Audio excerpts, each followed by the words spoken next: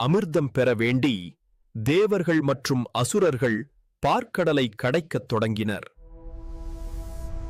அந்த நேரத்தில் விஷ்ணு தன் இரண்டாவது அவதாரமான கூர்மம் எடுத்து மலைக்கு ஆதாரமாக நின்றார்.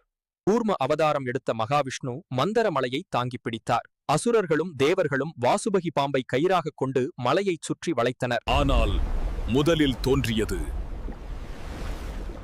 மரணத்தை வரவழைக்கும் அலகால விஷம்.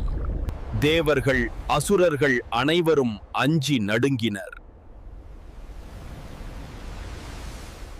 அப்போது பரமசிவன் கருணை கொண்டு உலகை காப்பாற்ற முனைந்தார். இவ்வுலகம் அழிவதை நான் காணமாட்டேன். இவ்விஷத்தை நான் அருந்துகிறேன். உமையாள் அருள் கொண்டு அந்த விஷம் அவரது கழுத்தில் மட்டும் நிலை கொண்டது. இவ்வாற்று சிவன் நீலகண்டன் ஆனார். அமிர்தம் வெளிப்பட்டது. ஆனால் அதற்கு அடித்தளமாக இருந்தது விஷ்ணுவின் கூர்மா அவதாரம், மேலும் உலகை காப்பாற்றிய சிவனின் அருள் செயல்.